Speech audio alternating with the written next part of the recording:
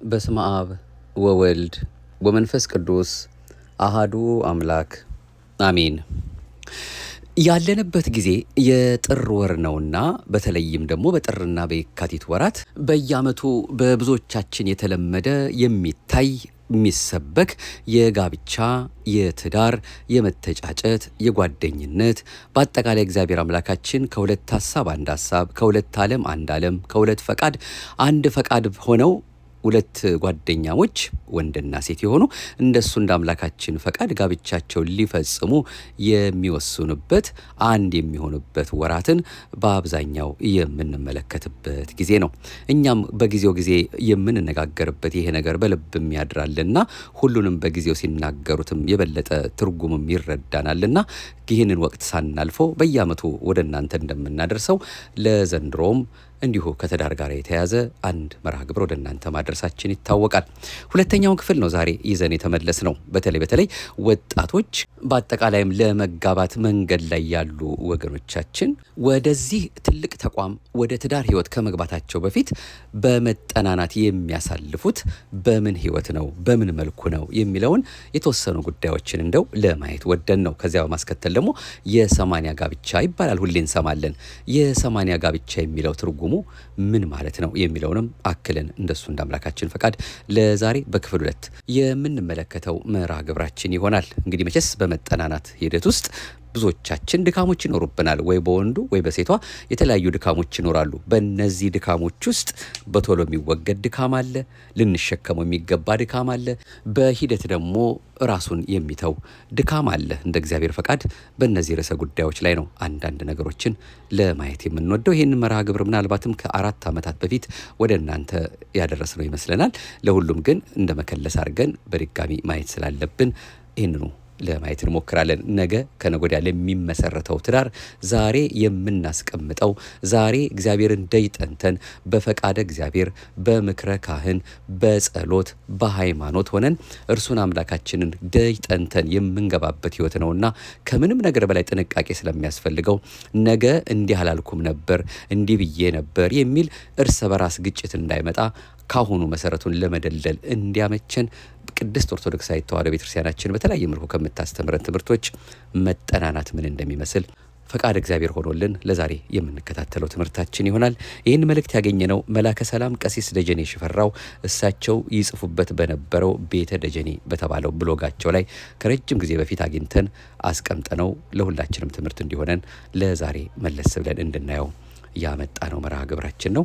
አባታችን በእውነት በህይወት በጤና ይጠብቅልን፣ የህይወትን ቃል ያሰማልን። ግሩም በሆነ መልኩ ይህንን መልእክት አሁን የምናደምጠውን ሰጥተውናልና ለዚህ ሰዓትና ደቂቃ እንድንደርስ ፈቃዱ ይሆነልን። የሁላችን አባት የሁላችን ጌታ የቤተክርስቲያናችን ጠባቂ የመውጣት የመግባታችን አስተዳዳሪ የሆነልን የፍቅር አምላክ የደግነት ባለቤት የርህራሄ አባት ቸሮ መድኃኔዓለም አንዱ የድንግል ማርያም ልጅ ክብርና ምስጋና ለእርሱ ከአጥናፍ እስከ አጥናፍ ከጠዋት እስከ ማታ ከዘላለም እስከ ዘላለም ከፀሐይ መውጫ እስከ ፀሐይ መጥለቂያ ድረስ ለገናና ስሙ ይሆንልን።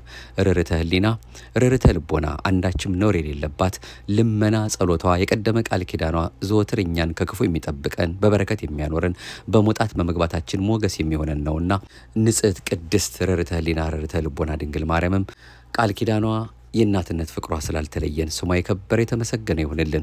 የቅዱሳን አምላክ እርሱ አምላካችን ስለገባላቸው ቃል ኪዳን ብሎ በወዳጆቹ አማላጅነት ተራዳይነት ጠብቆን እዚህ አድርሶናልና ለሁሉም እሱ አምላካችን ላከበራቸው ክብርና ምስጋና ይገባቸዋል። ስለ መጠናናት ቅድስት ቤተክርስቲያናችን እንዲህ ብላ ታስተምራለች። ምንም እንኳ የሰው ልጅ ተጠንቶ የማያልቅ ሳይንስ ቢሆንም ወደ ትዳር ዓለም ከመግባት በፊት እንደ ሰው በሰው አቅም መጠናናት እንደሚያስፈልግ ለማንም ግልጽ ነው። ይኸውም በሰከነ ልቦና በተረጋጋ መንፈስ ሊሆን ይገባል። በትውውቅ ሰሞን የተሸፈነ ብዙ ነገር በሂደት ቀስ እያለ ብቅ ማለቱ ስለማይቀር ጊዜ መስጠት ያስፈልጋል።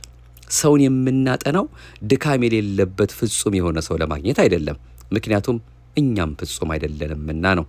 አንድም በዓለመ ሥጋ ፍጹም ሰው አይገኝምና ነው።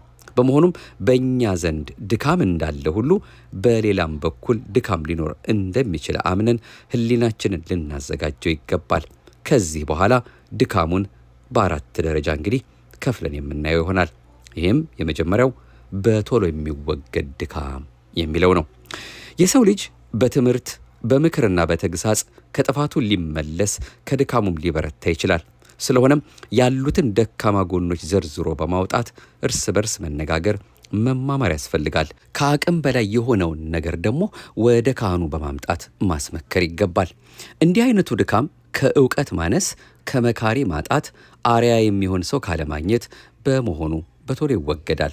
ጠቢቡ ሰሎሞን ምክር በሰው ልቦና እንደ ጥልቅ ውሃ ነው፣ አይምሮ ያለው ሰው ግን ይቀዳዋል እንዳለ አይምሮ ያላቸው የሚያስተውሉ ሰዎች ይስተካከሉበታል። መጽሐፈ ምሳሌ ምዕራፍ 20 ቁጥር 5 ተግሳጽን የሚወድ እውቀትን ይወዳል እንዲል በሁሉ ይገሰጻሉ።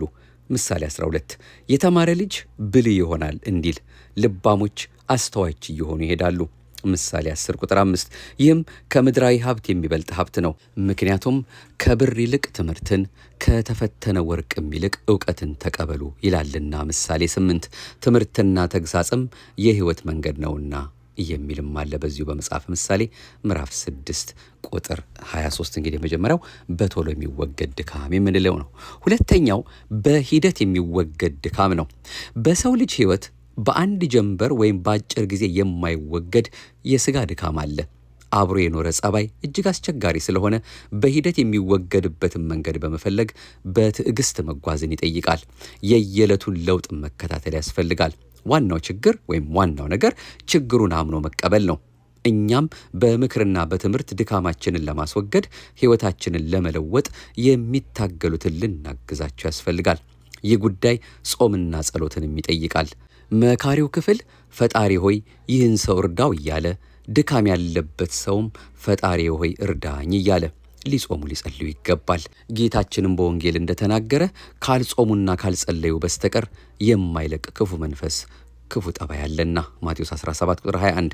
ጌታችን አምላካችን መድኃኒታችን ኢየሱስ ክርስቶስ ወደ ቤተ ሳይዳ በደረሰ ጊዜ አንድ ማየት የተሳነው ሰው ወደ እርሱ አመጡ። እንዲዳስሰውም ለመኑት። ጌታም ያን ሰው እጁን ይዞ ከመንደር ካወጣው በኋላ በዓይኑ ላይ እንትፍ ብሎ ዳሰሰውና ምን ታያለህ አለው። ያም ሰው በአንድ ጊዜ መዳሰስ አጥርቶ ማየት ባለመቻሉ ሰዎችን እንደ ዛፍ ወዲያና ወዲህ ሲመላለሰው ያለሁ አለ። ጌታም ዳግመኛ ዳሰሰውና አጥርቶ እንዲያይ ፈጽሞም እንዲድን አደረገው። ዓይኖቹ ብሩህ ሆነውለት ሁሉንም ለመመልከት ችሏል። ልክ እንደዚህ በዕደ ምክር ደግሞ ደጋግሞ መዳሰስ የሚገባው ሕይወት አለ። በሂደትም እየጠራ እየተስተካከለ ይሄዳል። ሶስተኛው ልንሸከመው የሚገባ ድካም ነው። ከትዳር ዓላማዎች አንዱ መረዳዳት ስለሆነ በማናቸውም ሰዎች ዘንድ የማይጠፉ ድካሞች ይኖራሉ። መልካቸውና ባህሪያቸው ይለያይ እንጂ በሥጋ ለባሽ ሁሉ ላይ የሚንጸባረቁ ናቸው። ከታገሷቸውም ለክፋት የማይሰጡ ናቸው። ሐዋርያው ቅዱስ ጳውሎስ እኛም ኃይለኞች ወይም ብርቶች ይሆን የደካሞችን ድካም እንድንሸከም ራሳችንንም ደስ እንዳናሰኝ ይገባናል። እያንዳንዳችን እንድናጸናው እርሱን ለመጥቀም ባልንጀራችንን ደስ እናሰኝ፣ ክርስቶስ ራሱን ደስ አላሰኘምና እንዳለው ሆነን ልንገኝ ይገባል። ሮሜ 15 በተሰሎንቄም መልእክቱ ለደካሞች ትጉላቸው ብሏል። አንደኛ ተሰሎንቄ ምዕራፍ 5 ክርስትና ማለት ክርስቶስን መምሰል ነውና እርሱ ደዌያችንን እንደተቀበለ ሕማማችንንም እንደተሸከመ መርሳት አይገባንም። ኢሳይያስ 53 ምንም ነገር ቢደርስብን እርሱ ከተገረፋቸው 6666 ግርፋቶች መካከል ከአንዲቷም ስለማይመጣጠን ያን ማሰብ ነው። አቅለው ካዩት ሁሉ ነገር ቀላል ነው፣ ካከበዱትም ሁሉ ነገር ከባድ ነው። የአብዛኞቻችን ችግር ቁንጫ የምታክለውን ችግር ዝሆን አሳክሎ የማየት ችግር ነው። ብዙ ሰው ከተለያየ በኋላ ጸጸት ውስጥ የሚገባው ለዚህ ነው። ለያዥ ለገራዥ እንዳላስቸገረው ሁሉ ምን ሆኜ ነው ማለት ይጀምራል። ሐዋርያው ቅዱስ ጳውሎስ የራስ ምታቱንና የጎን ውጋቱን ተሸክሞ ሲኖር የእግዚአብሔር ጸጋ በዛለት እንጂ አልጎደለበትም። ሁለተኛ ቆሮንቶስ ምዕራፍ 12 ጢሞቴዎስም የሆድ ሕመሙን ተሸክሞ ኖሯል። አንደኛ ጢሞቴዎስ ምዕራፍ 5 ቁጥር 23። ስለዚህ የምንሸከመው ድካም ሕመም ሊኖረው ይችላል። ቢሆንም ዋጋ አለው፣ ጸጋን ያበዛል። በሌላ በኩል ደግሞ እኛ የሌላውን ድካም ስንሸከም ሌላውም የእኛን ድካም እንደተሸከመልን ልንረሳ አይገባንም። አራተኛውና ከድካም ጋር በተያያዘ የምናስበው ደግሞ የማይወገድ ድካም ነው። ብዙ ሰዎች ምንም ቢያደርጉን ልናስወግደው የማንችለው ድካም አለ። እንዳንሸከመው እንዳይሸከሙልን ከአቅም በላይ ይሆናል። ለክፉም አሳልፎ የሚሰጥ ነው። ከሁሉ በላይ የሚያስቸግረው ምን ቢመክሩን ቢያስተምሩንና ቢገስጹን ድካማችን አምነን ስለማንቀበል በሕይወታችን አለመለወጣችን ነው። ድካማችን ችግር ውስጥ ከቶን ብናይም ዓይናችንን ጨፍነን ጆሮአችንን ደፍነን ልባችንን ዘግተን የኔ ድካም ያመጣው አይደለም እንላለን። በቃል በምክርም በመከራም አንማርም። ይህም ታላቅ ስንፍና ነው። ጠቢቡ ሰለሞን ሰነፍን በሙቀጫ ውስጥ ከእህል ጋር በዘነዘና ብትወቅተው ስንፍናው ከእርሱ አይርቅም ብሎናልና ምሳሌ 27። እንዲህ አይነቱን ድካም መሸከም ሰማዕትነት ይጠይቃል። ስለሆነም በጊዜያዊ ፍቅር ታውረን ችግር ውስጥ ከመግባታችን በፊት አቅማችንን ማመዛዘን ይኖርብናል። ሁልጊዜ የሚፈራ ሰው ምስጉን ነው፣ ልቡን የሚያጸና ግን በክፉ ላይ ይወድቃል የተባለውን የሕይወት መመሪያ ማድረግ ይገባል። ምሳሌ 28። ብቃቱ ስለሌለን መፍራታችን ተገቢ ነው። በግብዝነት ገብተንበት ኋላ ከመማረር አልችለውም አልወጣውም ማለት ልባምነት ነው። የሚችለኝ የምትችለኝ አገኝ ይሆን ማለትም አስተዋይነት ነው። እንዲህ ማለታችን ላይችል አይሰጥም፣ ሳይደግስ አይጣላም አይነት ሰዎች ፈጽሞ የሉም ማለታችን አይደለም። እነዚህም ሐዋርያው ቅዱስ ጳውሎስ ኃይልን በሚሰጠኝ በክርስቶስ ሁሉን እችላለሁ እንዳለው አይነት ሰዎች ናቸው። ፊልጵስዩስ ምዕራፍ 4። በመጠናናት ጊዜ ወደ ውጭ ብቻ ሳይሆን ወደ ውስጥም የሚመለከት ዓይን ያስፈልጋል። ይህን ሊወገድ የሚገባውን ነገር ግን ሊወገድ የማይችለውን ድካም ልሸከመው እችላለሁን ማለት ብቻ ሳይሆን እርሷስ የኔን ድካም ልትሸከመው ትችላለች ወይ ማለት ይኖርብናል። በአፍላ ፍቅር ዘው ከማለታችን በፊት እግዚአብሔር በሰጠን አእምሮ አርቀን ማሰብ አለብን። ምክንያቱም በእፍፍ ሰሞን በጣም ከፍ ያለው የፍቅር ሙቀት ወደ ቦታው ሲመለስ ዓይን መገለጥ፣ አእምሮ መከፈት ይጀምራል።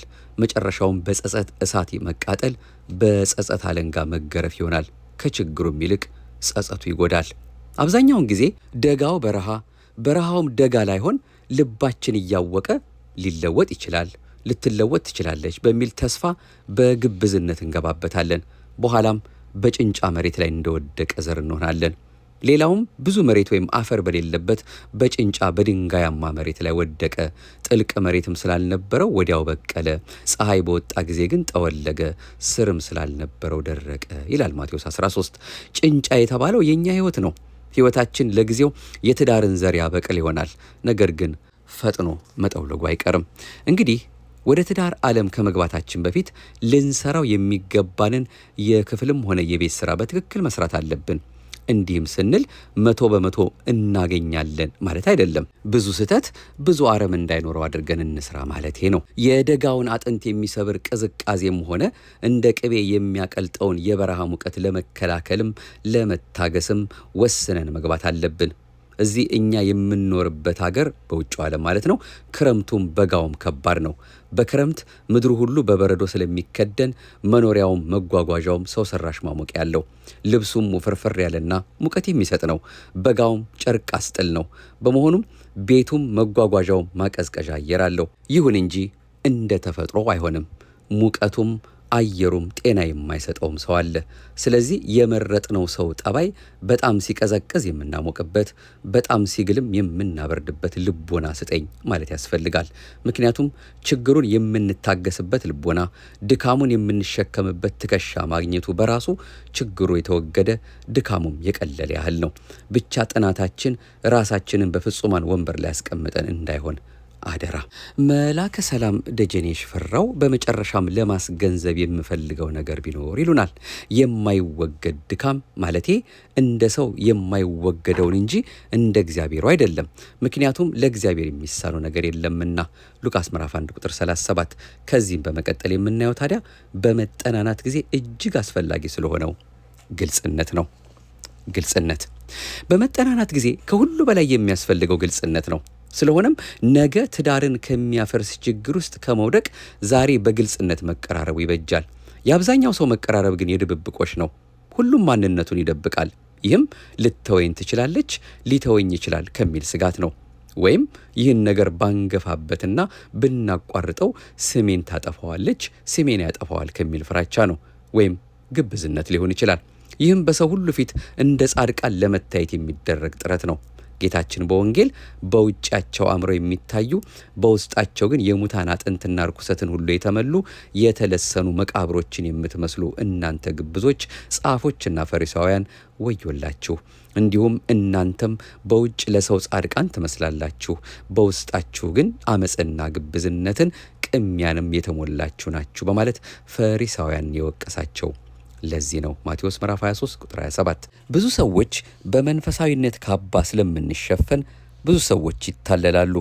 በስብከተ ወንጌል ጉባኤ፣ በሰንበት ትምህርት ቤት፣ በገዳማት ጉዞ፣ በማህበራት አገልግሎት ሲያዩን ፍጹማን እንመስላቸዋለን። የሚያዩን ስንጾም፣ ስንጸልይ፣ ስናስቀድስ፣ ሱባኤ ስንገባ ነው። የተገባበዝነውን ሻይ ቡና የምንቀምሰው አቡነ ዘበሰማያት ደግመን ሳይሆን የዕለት ውዳሴ ማርያም ወይም የዕለት ዳዊት ደግመን ነው። ነጠላ ከትከሻችን አይወርድም። የሚለበሰው ቀሚስ የእግርን ጥፍር እንኳ የሚሸፍን ነው። በነገር ሁሉ ዋሻ የዘጋ ፍጹም ባሕታዊ እንመስላለን። ከሰርግ በኋላ ግን ውስጣዊ ማንነታችን አግጥጦ ይወጣል። እንኳን በየዕለቱ ኪዳን ልናደርስ በሰንበት እንኳ ማስቀደስ ያቅተናል። የተገዛውን መዝገበ ጸሎት እንዳያቃዠን ለትራስ ብቻ ይሆናል። በመንፈስ ተጀምሮ በሥጋ ይደመደማል። ይህም በተመለከተ ሐዋርያው ቅዱስ ጳውሎስ የማታስተውሉ የገላትያ ሰዎች ሆይ በዓይናችሁ ፊት ኢየሱስ ክርስቶስ እንደተሰቀለ ሆኖ ተስሎ ነበር። ለእውነት እንዳትታዘዙ አዚም ያደረገባችሁ ማን ነው? ይህም ብቻ ከእናንተ እንድማር እወዳለሁ። እንዲህን የማታስተውሉ ናችሁ፣ በመንፈስ ጀምራችሁ አሁን በሥጋ ትፈጽማላችሁ ብሏል በገላትያ ምዕራፍ 3። ስለዚህ ከመንፈሳዊ ሕይወታችንም አንጻር ያለብንን ድካም ለመሸፋፈን ከመታገል በግልጽ ተነጋግሮ ድካሙን ለማስወገድ መታገል ይሻላል። ማንም ሰው ቢሆን ለትዳር ጓደኝነት ስለመረጠው ሰው የማያውቀው ነገር መኖር የለበትም። ምክንያቱም ሰው መኖር ያለበት ከማያውቀው ሰው ጋር ሳይሆን ከሚያውቀው ጋር ነውና። ምናልባት የታሰበው ሳይሳካ ቀርቶ መለያየት ቢመጣ አንዱ የአንዱን ስም ለማጥፋት ከመጣደፍ በመካከላቸው ያለውን ምስጢር መጠበቅ ክርስቲያናዊ ግዴታ መሆኑንም ላፍታም መዘንጋት አያስፈልግም። አለበለዚያ በዚህ ጉዳይ አንዴ የቆሰለ ሰው ዕድሜ ልኩን ድብቅ ይሆናል። ድብቅነቱም ራሱንም ሌላውንም ይጎዳል። ግልጽነት የሚጎዳበት ጊዜም አለ። ምክንያቱም አንዳንድ ሰው ቀረብ ብሎ ሰውን ካጠና በኋላ ስራውን እንደጨረሰ ሰላይ እልም ድርግም ይላል። የሚጎዳው እልም ድርግም ማለቱ አይደለም። ነገር ግን የሰማውን አንዱን 10 10ሩን 100 አድርጎ ስለሚያወራ አይምሮን ይጎዳል። የእኛም ሰው በዓይኑ ከሚያዩ እውነት ይልቅ በጆሮ የሰማውን ውሸት ስለሚያምን የሰው ስም ይጠፋል። ስለዚህ ግልጽነት ትርጉም በማይሰጠው ዓለም በተወሰነ ደረጃም ቁጥብ መሆን ያስፈልጋል። ይህም እስከ መጨረሻው አይደለም። ወደ እርግጠኝነቱ ስናዘነብል ከቁጥብነቱ ወደ ግልጽነቱ መሄድ ያስፈልጋል። እንግዲህ ከብዙ በጥቂቱ መጠናናትን በተመለከተ እሳቸው ሰጥተውት ከነበረው ሰፊ ትምህርት የተወሰኑትን ብቻ በተለይ በድካም ውስጥ ልንሸፍናቸው፣ ልንተዋቸው፣ ልንሸከማቸው የሚገቡ ድካሞች እንዳሉና በግልጽነት ደግሞ ሁሉን ነገር በእውነት እንደ እግዚአብሔር ፈቃድ መነጋገር እንዳለብን የሚያሳስበውን መልእክት ነው ያደመጥነው።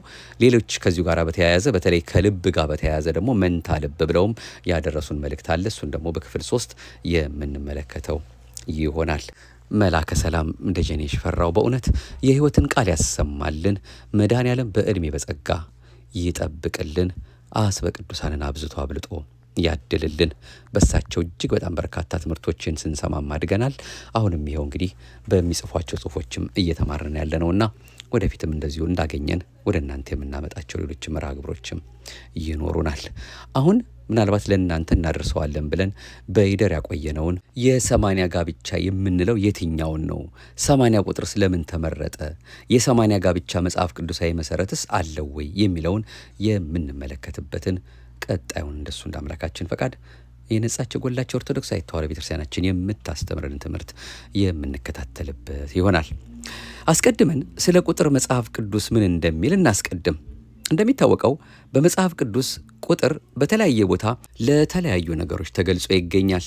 በቅዱስ መጽሐፍ አይነታዊና መጠናዊ፣ እማሪያዊና ፍካሪያዊ፣ ምሳሌያዊና ምስጢራዊ ትርጉምና ትንታኔ ጭብጦች ካላቸው መካከል ቁጥሮች ይገኛሉ። በቅዱሳት መጽሐፍት ውስጥ ቁጥሮች የሰውን፣ የዘመንን፣ የብዛትን፣ የመጠንና የነገሮችን ሁኔታ ይገልጻሉ።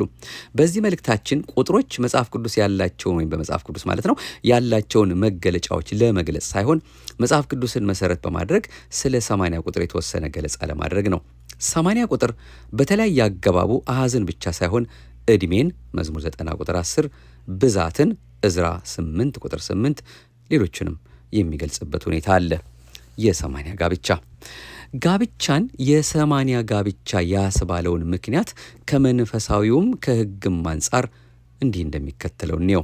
ከሃይማኖት አንጻር ስንመለከተው ጋብቻ የ80 ጋብቻ ሊባል የቻለበት መጽሐፍ ቅዱሳዊ መሠረት አለው። ይህንንም ሊቃውንተ ቤተ ክርስቲያን ለጋብቻ 80 ቁጥር የተቀጸለበትን ምስጢር በሁለት መንገድ ያመሰጥሩታል። ይኸውም ለአዳም አጋሩን አብራው የምትኖረውን በኑሮ ዘመኑ የምታግዘውን ሔዋን ወደ ገነት የገባችው በተፈጠረች በ80 ቀኗ ነው። ሚስቱንም በ80 ቀን አስገባናት እንዲል መጽሐፈ ኩፋሌ ምዕራፍ 4 ቁጥር 9። አዳምም የአካሉ ግማሽ ክፋይ የሥጋው ቁራጭ የአጥንቱ ፍላጭ ለእርሱ እንድትስማማ ሆና የተፈጠረችውን ሔዋንን ተቀበለ። ሔዋን ወደ ገነት ገብታ ከአዳም ጋር በአንድነት በደስታ ብርሃን ተጎናጽፈው ኖረዋል።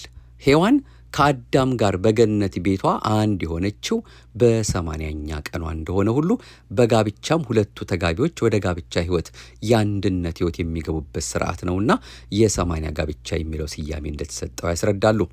ሌሎች አባቶች ደግሞ ነቢየ እግዚአብሔር ቅዱስ ዳዊት በመዝሙሩ የዘመኖቻችንም ዕድሜ 70 ዓመት ቢበረታም 80 ዓመት ነው በማለት የተናገረውን መሠረት በማድረግ ያብራራሉ። መዝሙር 90 በዚህ ጥቅስ 80 ቁጥር የሚለው አገላለጽ የሚያመለክተው የዕድሜ ፍጻሜን፣ ጣሪያ ገደብን ወዘተ እንደሆነ እንረዳለን። እንደዚሁም ሁሉ ጋብቻ ፍጹም አንድነት ያለው እስከ ዕድሜ ልክ አብረው የሚጓዙት ሕይወት መሆኑን፣ በሞት ካልሆነ መለያየት እንደማይቻል፣ ችግር መከራ የማይፈታቸው መሆኑን ለማመስጠር ሲሉ ጋብቻን የ80 ጋብቻ በማለት ሰይመውታል። ከላይ ሊቃውንቱ በሁለቱም መንገድ የገለጿቸውን ስንመለከት የስያሜው ምንጩ ወይም መነሻው መጽሐፍ ቅዱስ መሆኑን ልብ ይሏል። ከሕግ አንጻር የ80 ጋብቻን ደግሞ ስንመለከት በሀገራችን ስለ ጋብቻ የሚደነግገው የቤተሰብ ሕግ በአንቀጽ 42 የ80 ጋብቻን በባህላዊ ወይም በተለምዶ የ80 ወረቀትን የጋብቻ ውል ይለዋል። ከዚህ ባለፈ ግን ሕጉ ስለ 80 የሚናገረው እንደሌለ የሕግ አማካሪው አቶ ፊልጶስ ያስረዳሉ። የ80 ወረቀት በሕግ ቋንቋ የጋብቻ ውል ይባላል። የ80 ወረቀት ወይም የጋብቻ ውል ዋናው መሠረታዊ ነገሩ ንብረትን የሚመለከት ነው። በሃይማኖት በባህላዊም ሆነ በክብር መዝገብ ሹም ፊት በማዘጋጃ ቤት ጋብቻቸውን የመሰረቱ ተጋቢዎች የ80ውን የጋብቻ ውል ሊፈራረሙ ይችላሉ። ምክንያቱም የጋብቻ ውል ንብረትን ብቻ የሚመለከት በመሆኑ ለሶስቱም አይነት ጋብቻዎች መጠሪያነት ሊያገለግል ይችላል። ሶስቱም የጋብቻ አይነቶች ያልናቸው ሃይማኖታዊ መንፈሳዊ ጋብቻ፣ ሁለተኛ ባህላዊ ጋብቻ፣ ሶስተኛ የክብር መዝገብ ሹም ፊት ቀድሞ ብሔራዊ ጋብቻ የሚባለውን ለማለት ነው። ዘመናዊው የቤተሰብ ሕግ በ1952 ዓ.ም ከመውጣቱ የክብር መዝገብ ማዘጋጃ ቤት ከመቋቋሙ በፊት በሀገራችን ጋብቻቸውን ለሚፈጽሙ ሰዎች በ80 ወረቀት ይጠቀሙ እንደነበር ባለሙያው ያስታውሳሉ። ዛሬም ቢሆን በገጠሩ ክፍልም ሆነ በአንዳንድ ቦታዎች የ80 ወረቀት ይሰራበታል፣ በሕግም እውቅና አለው። ስለዚህ የ80 ጋብቻ በመንፈሳዊውም በስጋዊውም የጋብቻን ሕጋዊነት የሚያረጋግጥ እስከ ሞት ድረስ የሚዘልቅ ቋሚ ስርዓት መሆኑን የሚገልጽ ስያሜ ነው። የ80 ውል ወይስ ቃል ኪዳን? ጥያቄው የ80 ውልስ የሚጸናው እስከ መቼ ነው? ጋብቻቸውን በሥርዓተ ቤተ ክርስቲያን ለሚፈጽሙ ሰዎች ቤተ ክርስቲያን የምትሰጠው የምስክር ወረቀትስ ከ80 ጋር ያለውን አንድነት ብታስረዱን የሚል ነው። በምላሹ ጋብቻቸውን በሥርዓተ ቤተ ክርስቲያን ለሚፈጽሙ ሰዎች ቤተ ክርስቲያን ውል እንዲፈራረሙ ታደርጋለች። ውልና ቃል ኪዳን የተለያዩ ናቸው። ውል ማለት ስምምነት ለመፈጸም የሚገባ ቃል ነው። እንደ ሕግ ባለሙያው ማብራሪያ ውል ሲባል ንብረትን፣ የወደፊት አኗኗርን የሚመለከት ነው። ቃል ኪዳን ማለት በሁለት ሰዎች መካከል የሚደረግ ስምምነት ነው። ቃል ኪዳን ከተራ ውሎችና ስምምነቶች የበለጠ ጽኑና ቀዋሚ ነው። ከፍ ያለ ክብደትም አለው። ሁለቱም የተለያዩ ናቸው። ስለዚህ ቤተ ክርስቲያን ተጋቢዎች የጋብቻ ውል እንዲፈራረሙ ሳይሆን የምታደርገው ቃል ኪዳን እንዲገቡ ነው።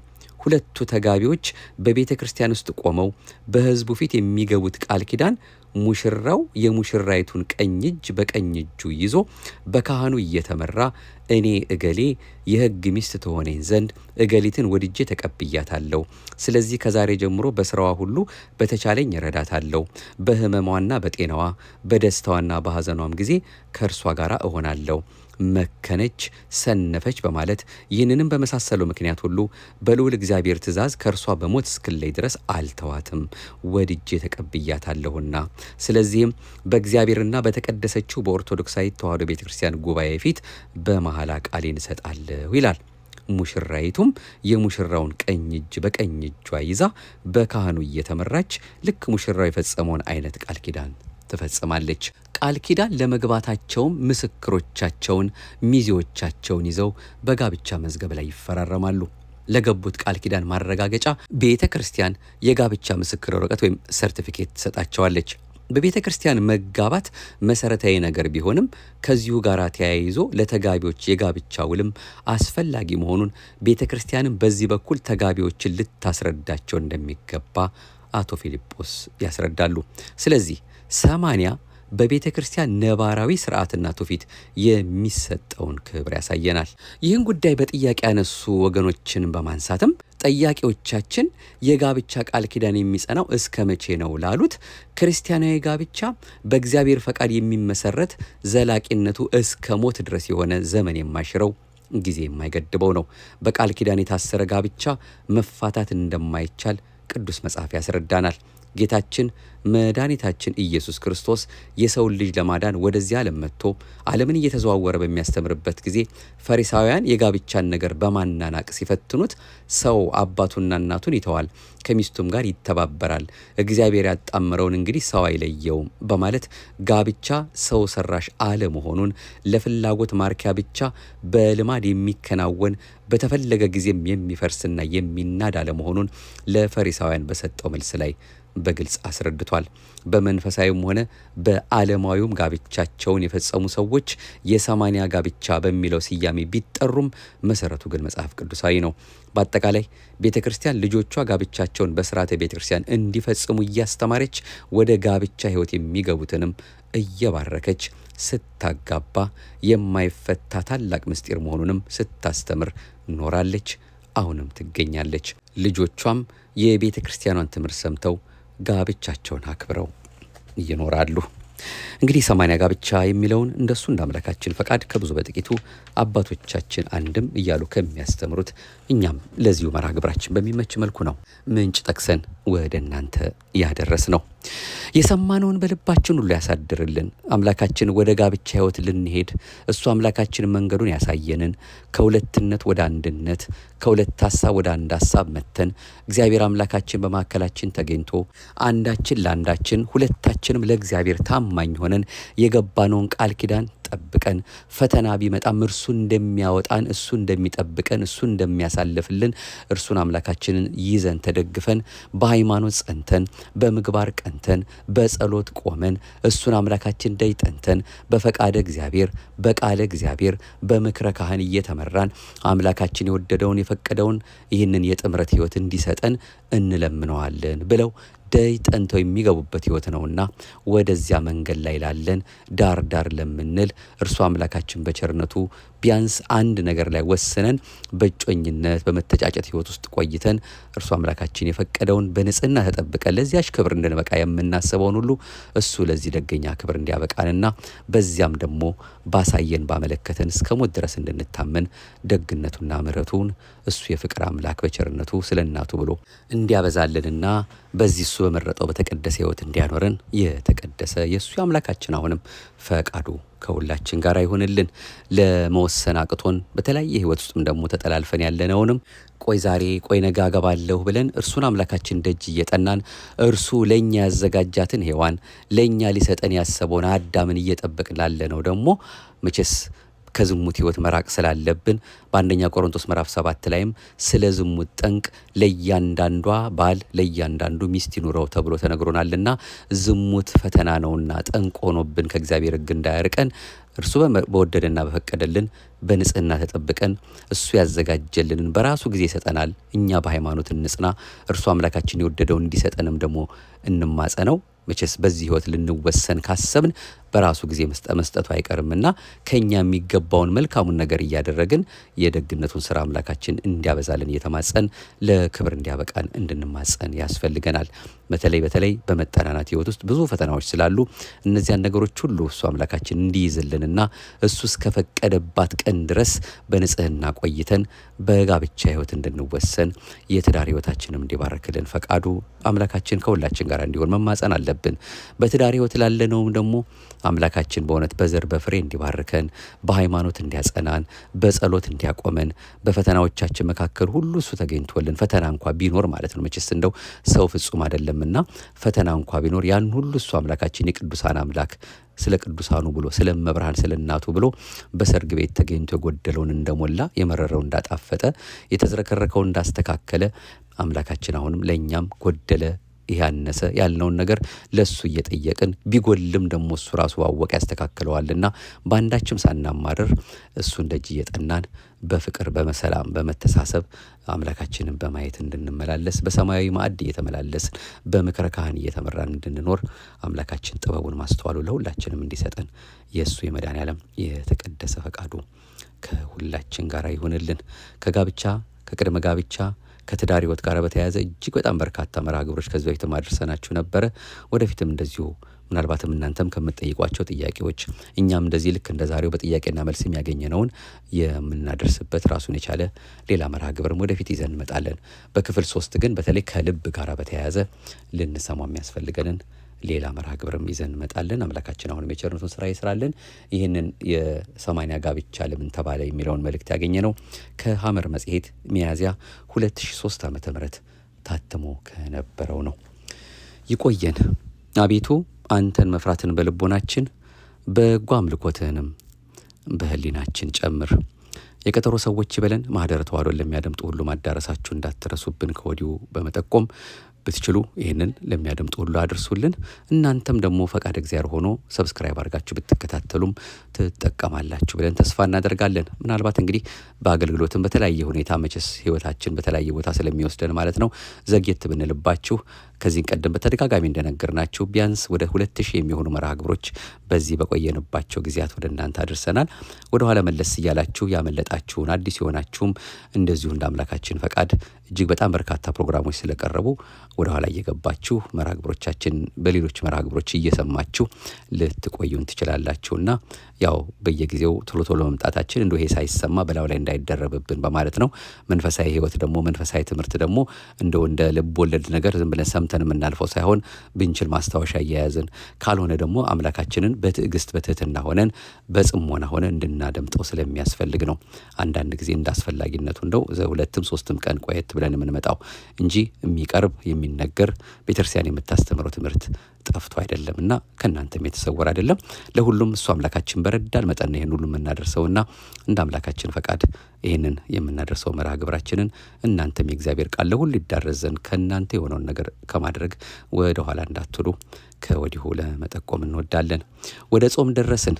ነነዌ ለምን እንጾማለን የሚለውን ቀጣዩ መርሃ ግብራችን ይሆናል። ከዛ በኋላ ነው እንግዲህ ያን እንደጨረስን ደግሞ ወደ 3ኛው ክፍል ወደ ትዳር ጉዳያችን ወይም ከጋብቻ ጋር በተያያዘ ልንሰማው የሚያስፈልገውን ትምህርት የምናደምጠው። አሁን ግን በዘንድሮ ዓመት በያዝነው በ2018 ዓመተ ምህረት ማለት ነው የነነዌ ጾም የሚጀምረው ሰኞ ጥር 25 26 እና 27 3 ቀን ነው። እንግዲህ በፈረንጆቹ ፌብሩዋሪ 2 3 እና 4 እንደ አምላካችን ፈቃድ እንግዲህ ይሄን መርሃ ግብር ምናልባት ከምታደምጡበት ከአንድ ቀን በኋላ ነው።